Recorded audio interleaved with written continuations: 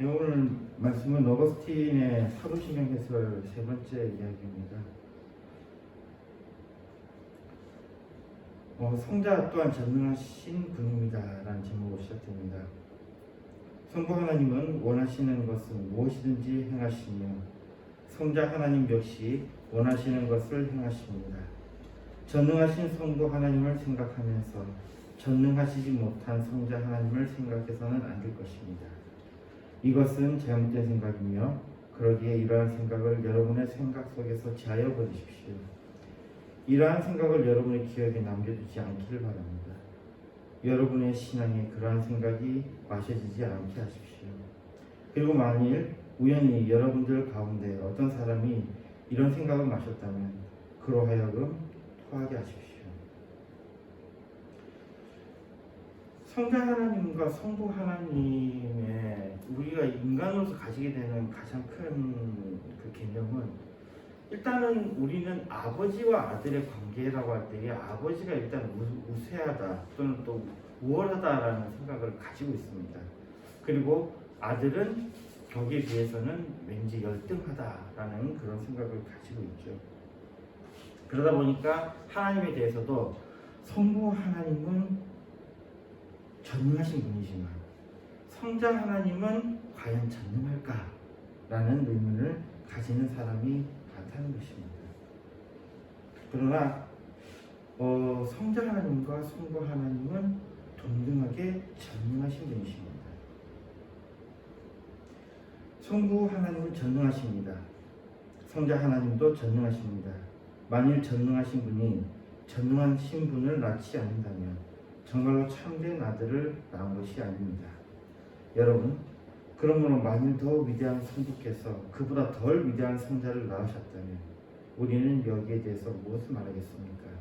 그가 낳았다에 대해서 또한 무엇이 말해져야 합니까?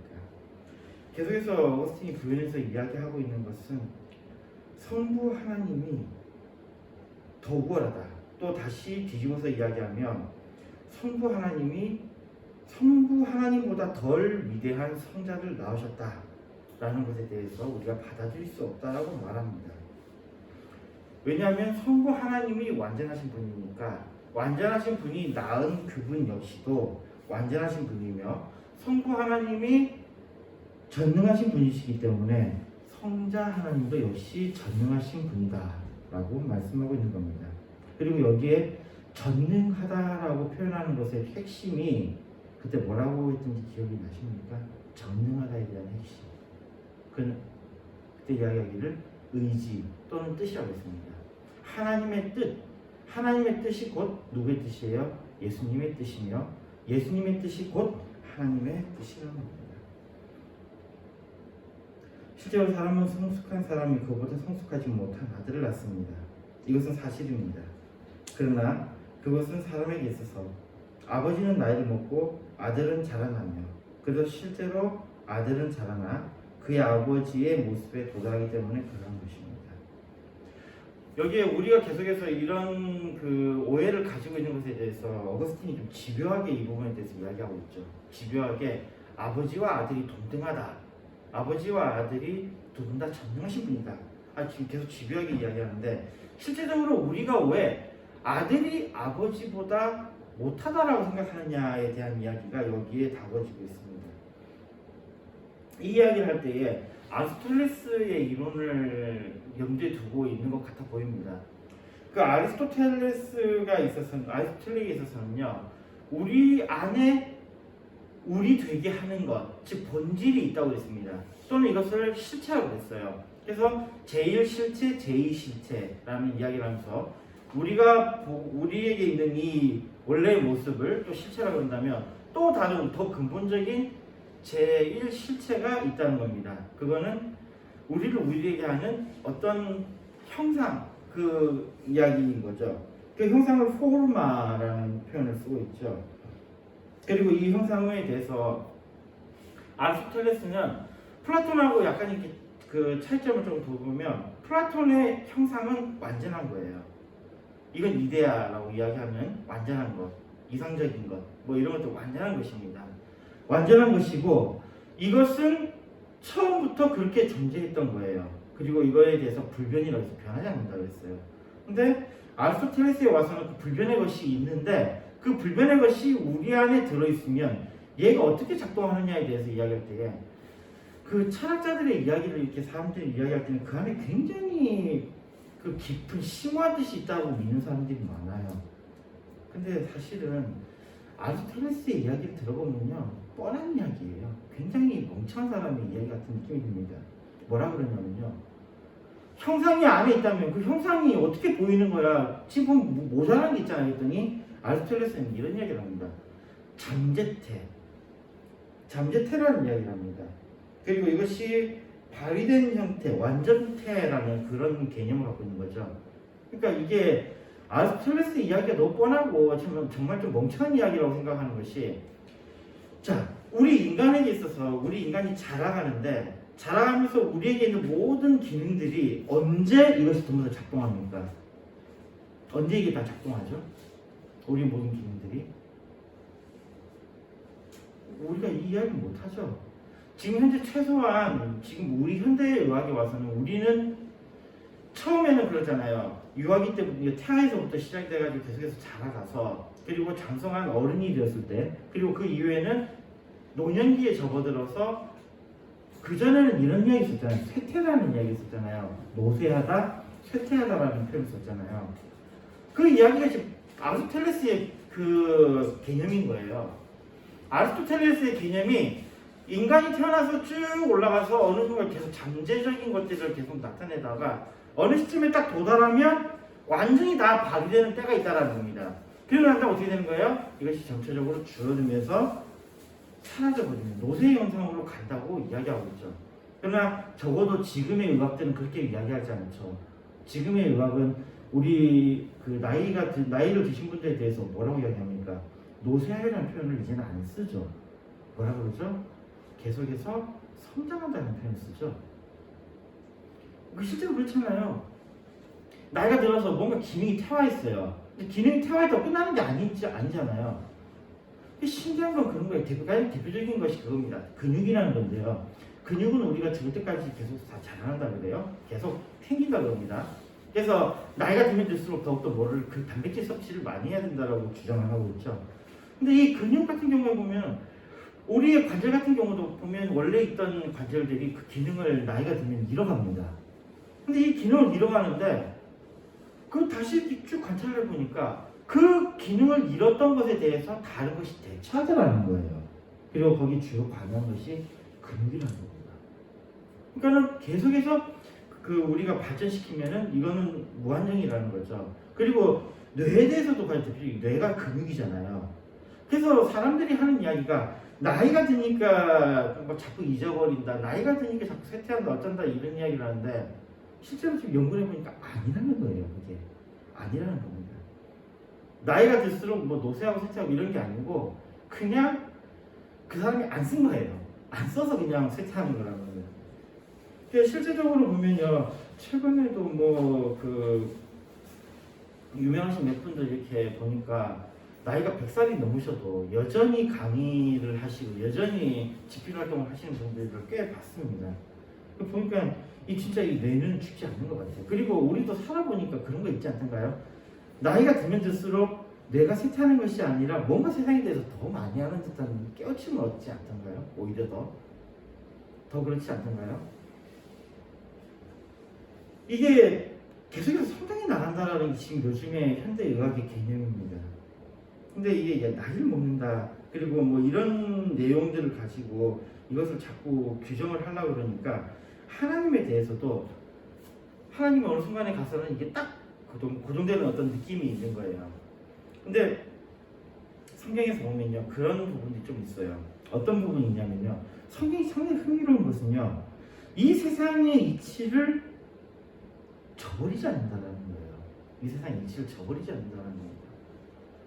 그런 반면에 또 이 세상의 이치를 거스르는 부분이 있어요. 예수님이 가장 대표적인 케이스인데요. 예수님께서 굳이 30살까지 왜 기다리셨을까요? 처음에 나타나셔서 그냥 바로 사역을 하셨으면 됐잖아요. 그런데 왜 굳이 30살까지 기다리셨을까요? 그전에는 전혀 흔적도 안 보일 정도로 조용히 계셨다가 그게 그 당시에 있었던 그 통념을 그대로 따르더라는 겁니다. 그럼에도 불구하고 예수님은 그러면 그때는 그 잠재태의 모습으로 나타나 있느냐? 그건 아니에요. 예수님이 어릴 때에 성전에서 부모님들이 예수님 잃어버렸을 때에 다시 찾았더니 예수님이 하신 말씀들을 우리가 기억하잖아요. 그걸 봤을 때에 그때 예수님은 아이가 아니에요. 이미 아이가 아니에요. 그러니까 이게 성경이 참 묘한 것이 세상의 이치를 그대로 따라가는 것 같아 보이면서도 그렇지 않은 부분들을 깔아놓는다는 게 성경이 상당히 흥미로운 이야기입니다. 그래서 우리가 여기에 대해서 이야기할 때 이 잠재태와 완전태의 형태로서, 즉 아리스토텔레스의 철학과 같이 바라볼 이유가 없다는 것입니다. 지금 이 어거스틴이 아주 집중적으로 그리고 아주 집요하게 이 부분을 언급하고 있는 것은요, 그 당시에 많이 만연해 있던 그 철학에 대한 어떤 반항입니다. 그 철학에 대한 또 자기 답변인 거예요. 이와 함께 우리가 하나 좀 알아봐야 될 것은요, 그런 겁니다. 우리가 그 좋은 학교를 가는 아이들, 그 다음에 어린 아이들 같은 경우에 있어서는요, 우리가 그들을 대할 때는 어떤 거냐면, 그들을 대할 때 지금 현재 그 모습 그대로 대하는 게 아니거든요. 지금 현재 그 모습으로 대하는 것이 아니에요. 그리고 뭐 명문대생 같은 경우에 있어서는 사실 그 명문대생이 10년 뒤에 20년 뒤에 뭘 할지는 아무도 모르죠. 그럼에도 불구하고 왜 우리가 그 명문대생들을 인정을 해줍니까? 그 안에 잠재적인 것이 있다는 거죠. 즉 인간이라는 것은 시간이 지나야만이 그것이 구현되는 때가 있다는 것입니다. 그런데 제가 그런 사람들을 많이 봤어요. 좋은 대학교 나와가지고 특히 그 서울대 같은 경우가 가장 대표적인 케이스인데요. 서울대 나온 사람들의 80% 정도는 실질적으로 제대로 생활을 못한다고 하는 그런 이야기가 있더라고요. 그러니까 자기가 그래도 서울대 나왔는데 실제로 한 20% 정도는 굉장히 크게 일을 합니다. 굉장히 크게 일을 해요. 보면은 그 여러 가지 부분에서 활약을 하고 있는데 또 우리나라의 주요 요직에는 서울대 출신들이 들어가 있잖아요. 반면에 그보다 훨씬 더 많은 사람들이 흔적도 안 보이게 여기 살고 있어요. 흔적도 안 보이게. 그러면서 하는 게 그 자기가 서울대 출신인데라고 하면서 계속 그렇게 하더라고요. 제가 옛날에 그 편의점에서 일할 때 편의점의 그 사장님이 서울대 법대 출신이었습니다. 서울대 법대 출신. 근데 그때 제가 딱 봤을 때 이 사람은 진짜 한심한 사람이에요. 자기가 서울대 법대 출신이라고 내가 낸데라는 그 마인드로 계속 하는데 하는 것마다 다 말아먹고 심지어는 그 편의점도 말아먹었어요. 나중에 그 편의점도 말아먹고 자기 이름을 할 수 없으니까는 와이프 이름으로 하고 이게 실제적인 모습이라는 거죠. 우리가 그 학생 때의 그들을 인정해 주는 것은 그들에게 있는 잠재적인 것 때문에 인정해 주는 것인데 나이가 지나서 나이가 차서도 내가 낸데라고 하는 식으로 접근하는 것은 상당히 위험한 일입니다. 더 이상이 뭐가 없는 거예요. 잠재력이 없는 거예요. 딱 우리나라에서는 그 대학이 먹히는 건 딱 그 30대 초반까지만 먹히거든요. 그 이전 딱 진짜 20대가 실제로 그 대학이 먹히는 거고요. 30대 넘어가서는 그 실제로 잘 먹히지도 않아요. 그러면 그때는 이제 더 이상의 그런 것들로 더 집중할 이유가 없다라는 거죠. 또 뒤집어서 이야기하면요. 이건 또 우리가 이 세상을 살아가는 지혜인데요. 내가 이 세상에서 나의 가치가 계속 커지기 위해서는 계속 내가 무슨 상태에 있어야 되는 거예요? 잠재적인 상태에 있어야 된다는 겁니다. 잠재적인 상태에 있기 위해서는 어떻게 해야 되는 거예요?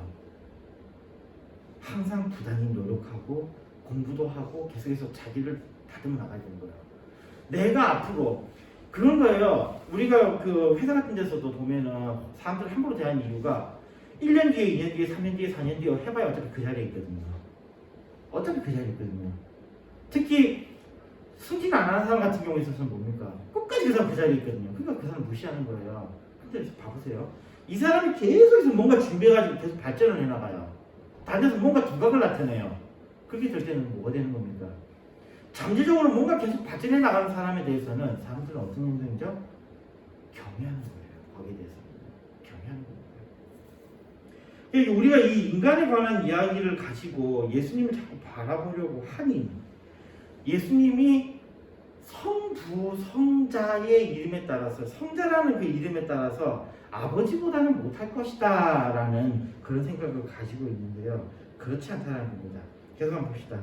하나님은 성장하시는 분이 아니시며 그럴 수도 없는 분이시기 때문에 만일 하나님의 아들이 자라시지 않는다면 하나님의 아들은 완전하게 낳으심을 받으셔야 합니다.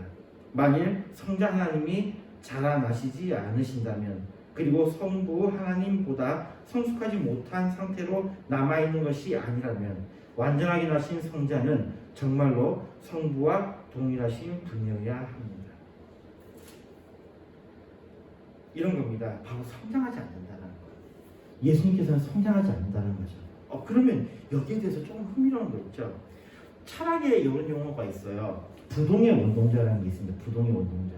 이 부동의 원동자도 또 아리스토텔레스가 가져온 개념인데요. 부동의 원동자. 자기는 움직이지 않아요. 부동이에요. 부동인데 원동자. 뭐예요? 움직임을 만드는 원리라는 거예요. 재밌지 않나요? 자기는 움직이지 않는데 모든 움직이는 것이 거기로부터 기인했다라는 거예요. 우리는 생각하기에 이 움직이는 것에서부터 움직임이 올 것이라고 생각하는데 아리스토텔레스의 이야기는 움직이지 않는 것이 움직임의 근본이 된다라는 이야기를 하는 겁니다. 그리고 그걸 뭐라고 하냐? 그걸 신이라고 했어요. 이들이 가지고 있는 신의 개념 상당히 흥미롭죠. 아리스토텔레스의 이 이론에 따른 그 개념을 어거스틴도 마치 그대로 받는 것처럼 보이지만 사실은 이게 어거스틴의 이야기는 성경을 근거한 것이 맞죠. 예수님은 성장이 없으십니다. 예수님이 성장하셨을 때는 있어요. 언제입니까? 사람의 몸을 입고 이 땅에 오셨을 때에는 사람에 따라서 성장의 개념으로 가시지만 우리가 거기서도 분명히 그 두 가지 모습을 봅니다.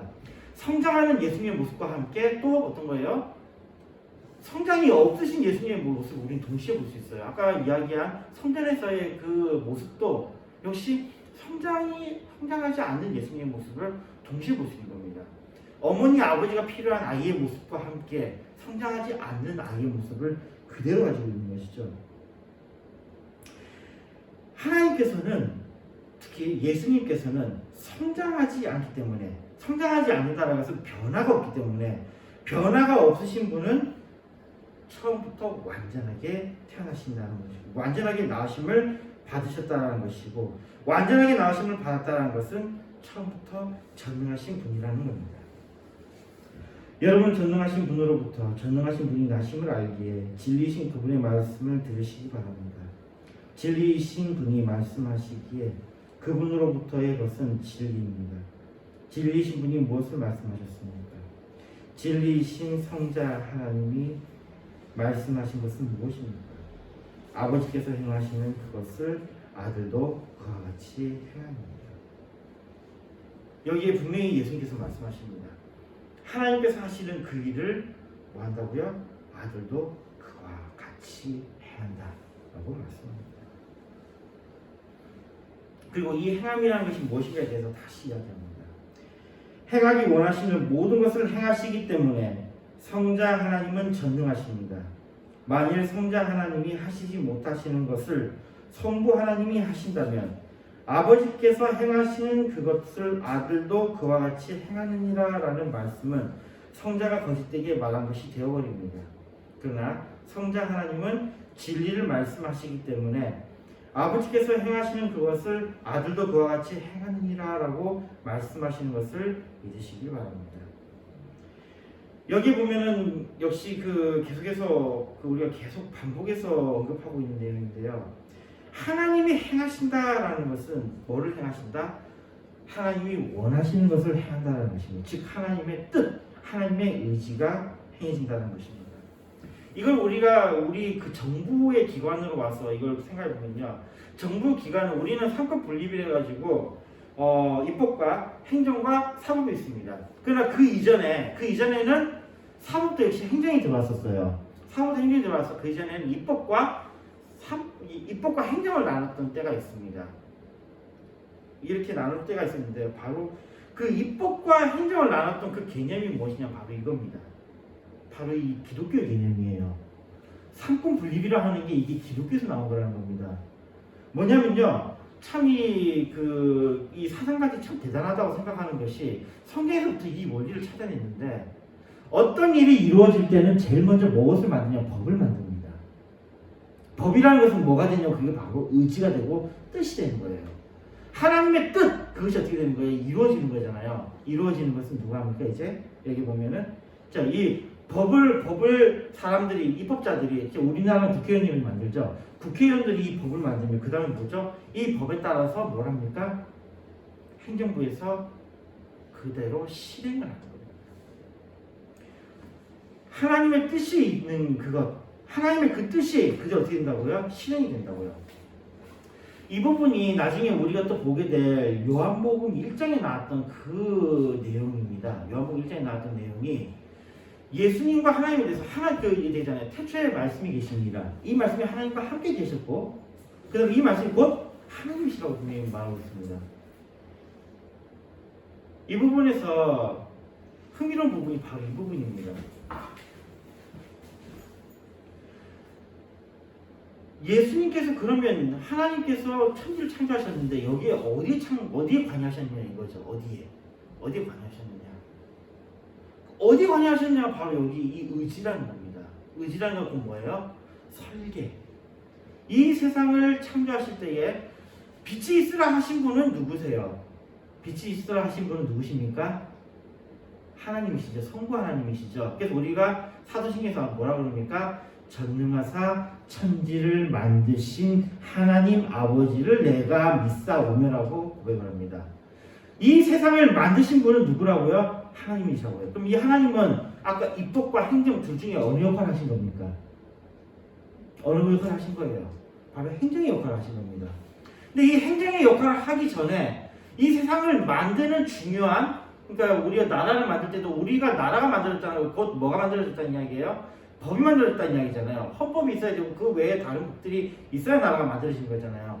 그 법을 만드는 그러한 작업, 그게 뭐라고요? 뜻이라고요. 그게 바로 설계도라고요. 그 일을 같이 하신 분이 누구라는 겁니까? 그게 예수님이라는 거예요. 성부, 성자, 성령이 같이 그 일을 행하셨다는 겁니다. 그래서 천지창조를 만드신 분에 대해서는 전능하사 천지를 만드신 하나님 아버지를 내가 믿사오느라고 고백합니다. 그러나 그 천지창조가 누구 없이 되어지지 않았다고요?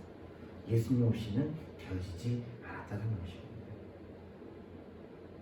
여기에 우리가 분명한 어떤 내용들을 볼 수 있는 겁니다. 그렇습니다. 여러분들은 성자 하나님이 전능하신 분임을 믿습니다. 이 말은 여러분들이 유일하신 분이 하나님 자신임을 믿을 때 신경에서 말하지 않는다고 하지만 이것이 바로 여러분들이 표현했던 것입니다. 성부 하나님께 관한 일이 조금이라도 성자 하나님께 관련되지 않은 것이 있을까요?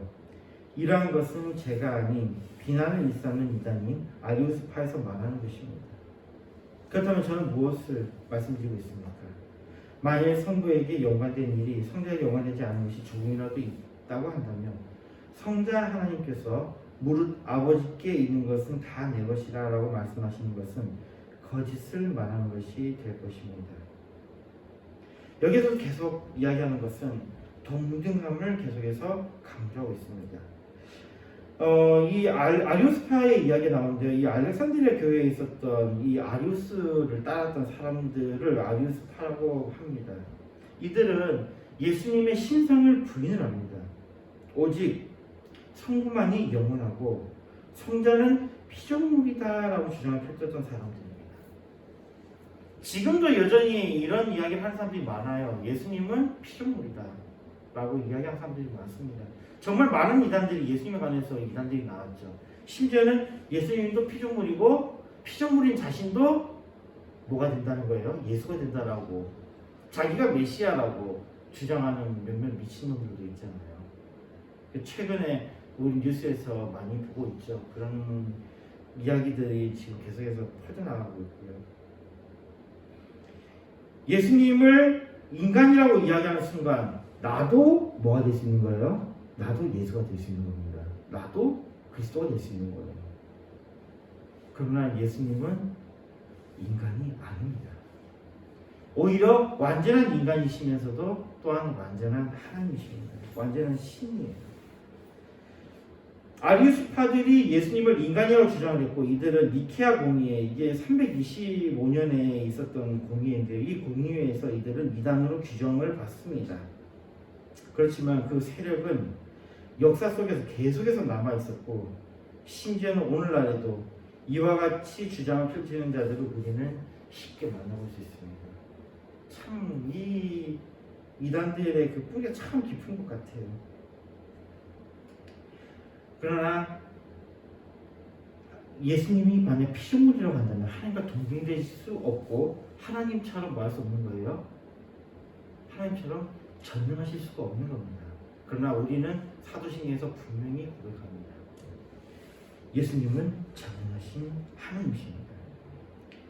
성자 하나님이 참되신 성부 하나님이 유일하신 바로 그 아들이시며, 참되신 성부 하나님은 성자 하나님을 낳으시고 성부와 성자는 한 분이신 하나님이시라는 것에 대해서는 셀 수조차 없는 많은 증거들이 있습니다.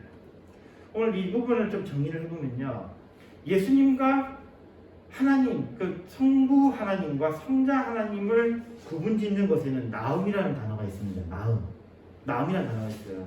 근데 우리는 이 나음이라는 단어를 우리 인간처럼 생각했을 때에는 인간은 아이로부터 장성하기까지 자라는 과정이 있어요. 즉 성장의 과정이 있습니다.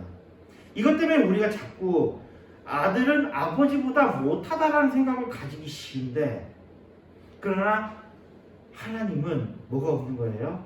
변화가 없으십니다. 변화가 없으신 거예요. 또 그런 이야기 하죠. 전능하신 분이 왜 변화가 없으시지? 근데 앞에서 이야기했죠. 이런 것들, 변화가 없는 것이 뭘 만든다고요? 전능함을 만든다고요.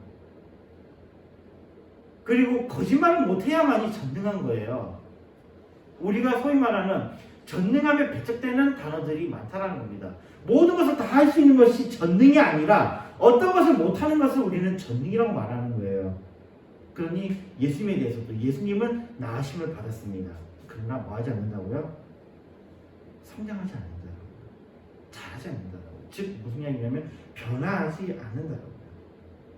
이 개념이 있기 때문에 예수님은 하나님과 같이 했을 때에 어떻다? 하나님보다 열등하지 않으십니다. 또한 하나님과 같이 전능하십니다. 하나님이 예수님보다 더 우월하신 분이 아닌 겁니다. 이게 말이 이렇게 계속 돌아가면서 이야기하고 있는 건데, 하나님과 예수님은 동등하신 분이라는 겁니다. 그럼에도 불구하고 아까 이야기했듯이 하나님에 대해서 말씀할 때 하나님은 우리를 뭐라고 고백합니까? 천지를 만드신, 천지를 창조하신 그분을 우리는 하나님이라고 우리는 믿습니다. 여기에 있어서 예수님과 하나님의 차이가 있습니다. 아버지는 아들을 낳습니다. 아들은 아버지로부터 나옵니다. 이것이 이 부분에서의 강조하는 부분입니다. 기도하겠습니다. 하나님 아버지 감사합니다. 우리 서준이에 대해서 계속 선거를 보고 있습니다. 우리가 믿는 것이 바른 것이 될 수 있도록 주님 지혜를 주셔서 깨닫게 해주시며 인도하여 주시옵소서. 예수님 기도했습니다. 창가 260장입니다. 창가 260장 보면 준비하신 한국만 하시겠습니다.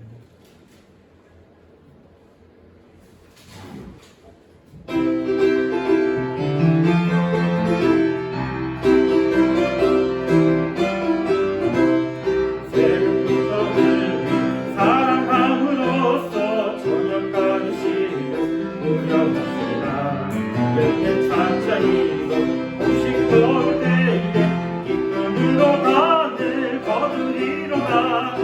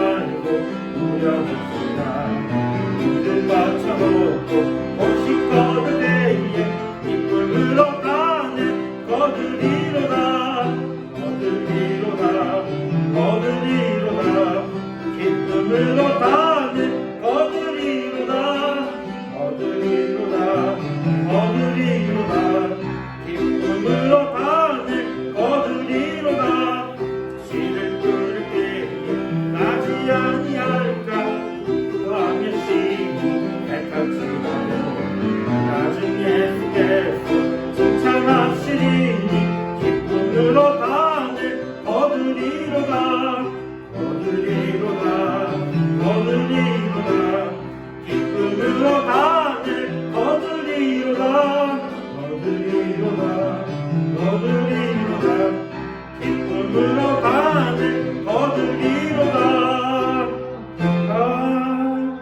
고생으로 드리겠습니다.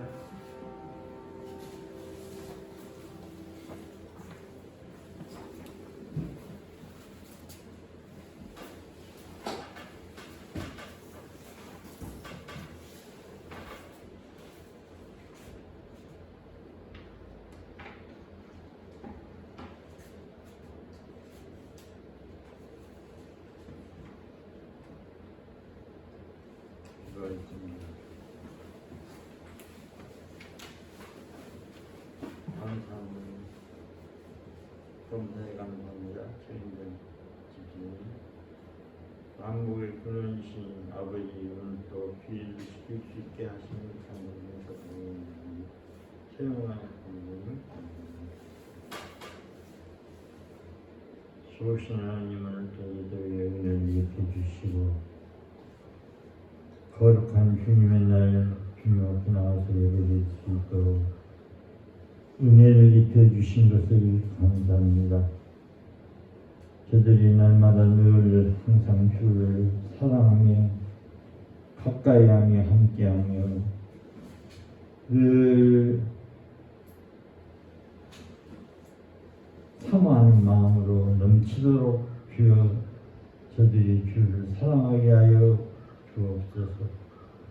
이 시간에 귀한 예물을 드렸습니다. 이 예물을 드린 형제를 우리 하나님 축복해 주시고 드린 형제에 우리 하나님께서 지혜와 명철과 총명을 더하여 주옵소서. 이 예물이 쓰여지는 곳에 하나님의 나라가 확장되게 하시고 이 예물이 쓰여지는 곳에 산 가지고 영을 살릴 수 있도록 주님 도와 주옵소서. 감사를 드렸고 예수님의 이름으로 기도드리옵나이다. 아멘.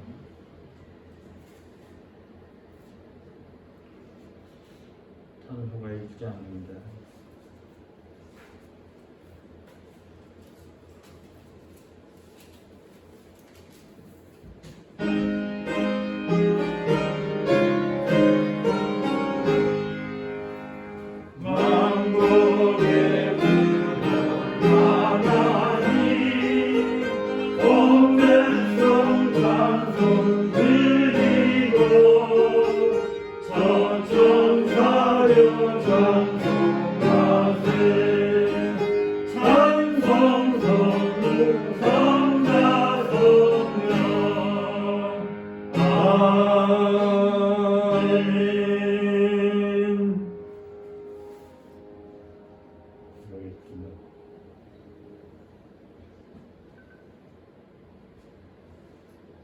우리 구주 예수 그리스도의 은혜가 그 크신 하나님의 사랑과 성령님에게 통하신 오늘 예배한 사랑하는 목양교회 성도들 머리 위에와 가정 위에 하는 일 위에 전 세계 예수를 구주로 믿고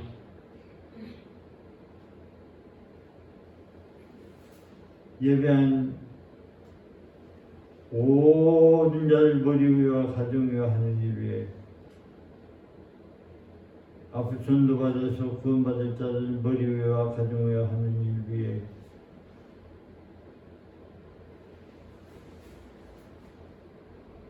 이부터 영원토록 항상 함께 있을지어다.